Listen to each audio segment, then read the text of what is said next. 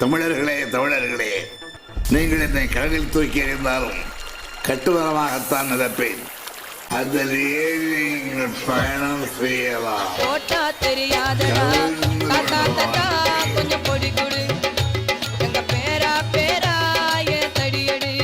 ஏவாவேலு அவர்கள் எந்திரிச்சு லைவ் போயிட்டே இருக்கு, மக்கள்லாம் டைரக்டா பாத்துக்கிட்டு இருக்காங்க, கொஞ்சம் லைவ்லாம் கட் பண்ணி விடுங்கன்றாரு சார். இந்த லைவுக்கு முன்னால அதுக்கு முன்னால இது மாதிரி பேசினாக்கா பேரவைத் தலைவர்கள் அறைக்கு சென்று டெக்ஸ்டை படிச்சுட்டு எதை நீக்கலாம் எதுன்ற நிலைமைன்றது ஏற்கனவே. அப்படி இல்ல, அப்படி ரகசியமா நீ என்ன பண்ற? ஏன் நாங்க பார்க்க கூடாது? கரெக்டா கண்டுபிடிச்சு எப்படிதான் வர்றாங்கன்னே தெரியலடா. ஏன் அப்படி ஏதாவது ஆபாசமாக செய்கிறீர்களா? உள்ள எப்படியோ இந்த கடையை நொறுக்கித்தான் பைட்டு முடிக்கணும்னு முடிவு பண்ணிட்டாங்க. அதை மாத்த யாராலடா முடியும்? விடுங்கனே, இது இல்லாட்டி சூப்பு கடை போட்டு பழச்சிக்கலாம். அந்த ஸ்டேஜ்ல ஏவாவேலு அவர்கள் நினைக்கிட்டு நான் என்னென்னலாம் சட்டசபையில் நேற்று பேசணும்னு அதெல்லாம் நம்ம ஆளுங்க கட் பண்ணி அழகா ரீல்ல போட்டான். வீக்னஸ் வெளியே போனதுக்கு பின்னால வீராப்பு தேவையில்ல. என்னென்ன பண்ணேங்கிற பூரா வீடியோல படம் எடுத்தாச்சு. வர்ற பொங்கலுக்கு ரிலீஸ். வாட்ஸ்அப்ல போட்டான், பேஸ்புக்ல போட்டான், இன்ஸ்டாகிராம்ல போட்டான். நான் நினைச்சேன் சட்டத்தை போட்டு வெளியே வரும், எப்படி உனக்கு தெரியுதுன்னு பயப்பிடிச்சிட்டான். எல்லாம் டெக்னாலஜி. வண்டியில வந்து சொன்னாரு ஒரு நண்பர், அண்ணா எல்லாம் லைவ்ல போயின்னு இருக்குது, நம்மளால கட் பண்ணி போட்டது போட்டபடியே இருக்கிறான். இது ஏன் வைரல் அப்படின்னு நான் சொல்லிடுறேன். சாதாரண மக்கள் நாம எல்லாமே பாக்குறோம் பாத்தீங்களா, இது வைரல் கிடையாது, அவங்க வயிற்றுல புளிய கரைக்குது அப்படிங்கிறது தான் உண்மை. உள்ளபடியே உங்களின் நடத்தை என்னவென்பதை மக்கள் தெரிந்து கொள்ளத்தான் வேண்டும். நான் மீண்டும் இந்த நேரலை செய்யறதுக்காக தாவகாரசை பாராட்டிக்கிட்டே இருப்பேன். நான் அவ்வளவு சந்தோஷமா இருக்கு. ஐயோ, சந்தோஷத்துல எனக்கு கை ஓடல கால் ஓடல. அவர் விஜய் வந்து வணக்கம் வைக்கிறாரு, அதுப்ப அப்படி உட்கார்ந்துகிட்டு இருந்தீங்கன்னா இது ஆபாசமான நடத்தையாக உங்களுக்கு தெரியவில்லையா? இந்த ஆபாசத்தை நாம் பார்த்து விடக் கூடாது என்பதற்காகத்தான் நேரலை வேண்டாம் என்கிறார்கள். விஜய் இவங்களை எக்ஸ்போஸ் பண்ணுன்றதுக்காக என்ன பண்றாரு, திருப்பி ஒரு ரவுண்டு போறாரு. இன்னொரு வணக்கம் வச்சுக்கோங்க, வாங்கிக்க அப்போ உட்காந்துருக்காங்க. சோ அப்ப அவருக்கு தெரியுது, எனக்கு நீ திரும்ப வணக்க வைக்கலன்னா என்னுடைய தரம் தாழ்ந்துராது தம்பி, நீ தான் அம்பலப்படுவ அப்படின்னு. ஏன் மொக்க பண்றாருமா அவங்கள? அவரு அவன் நம்மள கலாய்க்கிறான்டா. கூட தெரியல, நீங்க என்ன கலாய்க்கிறீங்க? நடுநிலையானவர்கள் கூட என்ன சொல்கிறாங்க, ஏன்பா எந்திரிச்சு ஒரு வணக்கம் வச்சா என்னப்பா இப்படி உட்காந்துருக்கானுங்க, பண்பில்லாதவர்கள். இது தெரியக்கூடாது, புதுசாகுது. என் வாழ்க்கையில இன்னும் நான் எல்லா குடும்பங்களை பார்க்கணும்னு இருக்கும், எனக்கே தெரியல. ரகசியமா பூட்டின ரூமுக்குள்ள இஷ்டத்துக்கு என்ன வேணாலும் பேசிக்கிட்டு தேவையானதை மட்டும் எடுத்து வெளியே விட்டு 50 வருடங்களாக பழக்கப்பட்டு விட்டார்கள். திடீர்னு லைவ்னு ஒண்ணு இவங்க பேசி மாட்டிக்கிறாங்க. நீ எங்கம்மா போயிருந்த? இங்கதான் இருந்தியா? இங்கதான் இருந்தேன், எல்லாத்தையும் கேட்டுக்கிட்டு தான் இருந்தேன். ஓ, எல்லாத்தையும் கேட்டுக்கிறியா? சேத்துலையும் அடி வாங்கிட்டேன், சோத்துலையும் அடி வாங்கிட்டேன்னு சொல்லுவாங்க தெரியுமா. சோசியல் மீடியாலையும் பின்வாங்கிட்டு இருக்கீங்க, இப்ப சட்டமன்றத்திலையும் பின்வாங்கிட்டு இருக்கீங்க, தோத்துக்கிட்டே இருக்கீடா. ஏவாவேலுண்ணே நீங்களா ஏதோ 8 கோடி ரூபாய்க்கு மணல் ஏதோ திருடி இருக்கீங்கன்னு சொல்லி அறப்போர் இயக்கம் உங்க மேல ஏதோ கம்ப்ளைண்ட் கொடுத்திருக்காங்களாமே. திருவண்ணாமலையில் கடந்த ஆண்டு திமுக நடத்திய மாநாட்டிற்காக சட்டவிரோதமாக ஏரியில் மண் எடுத்ததன் மூலம் அரசுக்கு 8 கோடி ரூபாய் இழப்பு ஏற்படுத்தியுள்ளதாக திமுக முன்னாள் அமைச்சர் ஏவாவேலு மற்றும் அவரது மகன் குமரன் உள்ளிட்டோர் மீது லஞ்ச ஒழிப்புத்துறையில் அறப்போர் இயக்கம் புகார் அளித்துள்ளது.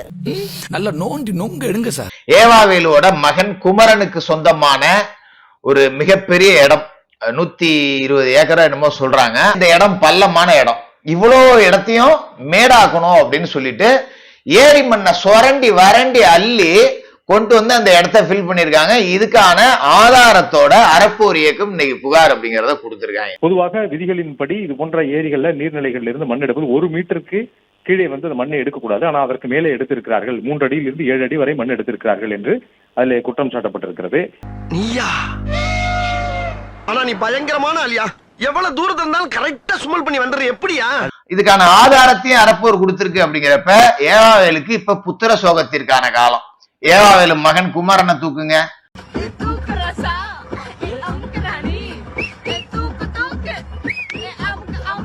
வேலுவை தூக்குனா கூட வேலுக்கு எரியாது. சிங்கப்பூர் ஆஸ்பத்திரியில போய் படுத்திருந்தல்ல, இப்ப தூக்குங்க. இடுப்பு வலிக்குது, காலு வலிக்குது, நெஞ்சு வலிக்குது, கிட்னி ஃபெயில் ஆயிடுச்சு, ஈரல்ல கீரல் உருந்து போச்சு, ஒரு பக்கம் கர்ப்பமா இருக்கேன், என்னென்ன காரணம் சொல்லி இருந்தாரு ஏவாவேலு. இப்ப தூக்குங்க ஏவாவேலு மோகனை, சூப்பரா இருக்கு. நான் யாரு தெரியுமாடா, நான் விஜய் அண்ணாக்க தங்கச்சிடா. எங்க தளபதி எங்க அண்ணனோட முதல் கையெழுத்து என்னது, 200 யூனிட் EB ஃப்ரீ. இப்ப நீங்க எல்லாரும் என்ன பேச பாரியா எங்க ஆளு வந்துட்டாரு அப்படி இப்படின்னு சொல்லிட்டு ஒரு வீடியோ ரொம்ப பெரிய அளவுல வைரல்.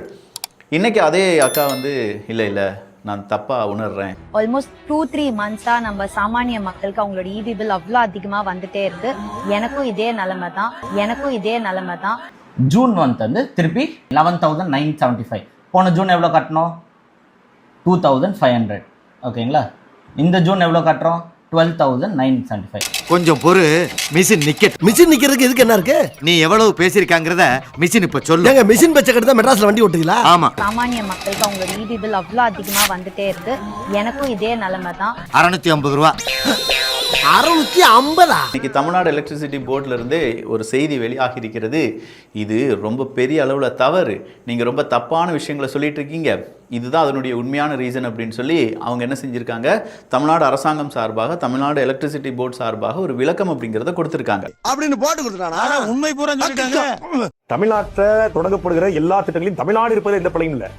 தமிழக வெற்றி கழகத்தினுடைய கட்சியின் பெயரை அந்த கட்சி வேற, ஆட்சி வேற. அந்த கட்சி நடத்துகிற ஆட்சி, ஆனா ஆட்சிக்குள்ள அந்த கட்சியின் பேரை திணிக்கணுமா? பெண்கள் வெற்றி பயணம், வெற்றி வீடுகள் திட்டம், வெற்றி ஆடு மாடுகள் திட்டம், வெற்றி மடிக்கணினி திட்டம், வெற்றி வான்மகள் திட்டம், எல்லாத்துலயும் வெற்றி வெற்றி வெற்றி. இப்போ உனக்கு என்ன வேணும்? எல்லாத்துலயும் வெற்றி வெற்றி வெற்றி. அதுக்கு பதில் சொல்ல. பதில் தானே நான் சொல்றேன்.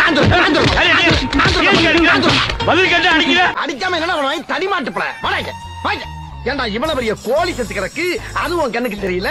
நண்டு செத்து கிடக்கு, அதுவும் கண்ணுக்கு தெரியல. 2 மீன் செத்து கிடக்கு, அதுவும் கண்ணுக்கு தெரியல. ஆடு செத்து கிடக்கு, அதுவும் கண்ணுக்கு தெரியல. ஒவ்வொரு முட்டைக்குலயும் ஒவ்வொரு குஞ்சு செத்து கிடக்கு, அதுவும் கண்ணுக்கு தெரியல. வீட்டுக்காண்டி ஈ செத்து கிடந்தது மட்டும் கண்ணுக்கு தெரியல. ஸ்டாலின் சாருக்காக உசுரைய கூட பண்றேன். செங்கல்பட்டு கோர்ட்ல கணவனை காணன் தென்ன ஒரு மனைவிக்கு அவங்க கணவன் திருப்பி கஷ்டாராம். ஆனா சட்டமன்றத்துல அப்பாவை காணன் தென்ன ஒரு புள்ளிக்கு இன்னொங்க அப்பா சட்டமன்றத்துல கடிக்கல. 70 விழுக்காடு புரோட்டீன் இருக்கிற ஒரு கறி, மாட்டுக்கறி நல்லா சாப்பிடா. மாட்டுக்கறியை மருந்தா சாப்பிடா, மருந்தா. பேசும் திறனற்ற உயிர்களுக்காக பேசுவோம், அவர்கள் உரிமைக்காக பேசுவோம். ஒண்ணு சாலையில அந்த ஓரத்துல நில்லு, இல்ல இந்த ஓரத்துல. எங்கடா இந்த ஏரியால அங்க இருக்கா? அவன் மட்டும் என் கல்ல மாட்டலாம். யார் இவரு? ஏன் இவ்வளவு கோவமா இருக்காரு? அந்த அநியாயத்தை ஏன் கேக்குறீங்க? முந்துகிறார் விஜய், பிரிக்கிறார் விஜய், மேல வருகிறார். நான் இதே ஊர்ல தான் இருக்க போறேன். நீங்க பாருங்க அப்ப ரிசல்ட். கிராமங்கள் எல்லாம் விஜய் கிராஃபி ஏறவே இல்லை, தண்ணி குடிக்குது. மே 4 எண்ணிக்கை வரப்போகுது. எண்ணிக்கையில் வந்து விசில் அடிக்கிற மாதிரிலாம் கனவு வாங்குற மாதிரிலாம் வரலன்னா அவர் வந்து தன்னை முதல்வராக நினைச்சு வாழ்ந்துட்டு இருக்காரு. அவருக்கு அரசியல் தெரியாது. யதார்த்தத்துக்கு சம்பந்தம் இல்லாத ஒரு அரசியலை வந்து விஜய் பண்ணி கொண்டிருக்கிறார். இந்த பேசுபொருள் ஓட்டு என்ற விரலும் ஓடும். விஜய் முந்தி விட்டார், விஜய் எங்கே வந்துட்டார். களத்தில் கிராமங்களில் இது ஓட்டு ஆகாது. ஏன்னா அரசியல் வேற. சும்மா நீங்கள் இந்த எங்கள் ஊரில் சொல்லுவாங்க, ஃபிலிம் காட்டுறது, விஜய் மேலே வருகிறார், நான் இதே ஊரில் தான் இருக்க போகிறேன். அந்த ஜோசியக்காரன் இவன் கண்ணில் பட்டான், செத்தான் ஜோசியக்காரன். பையன் சார் இந்த பால்சாமி.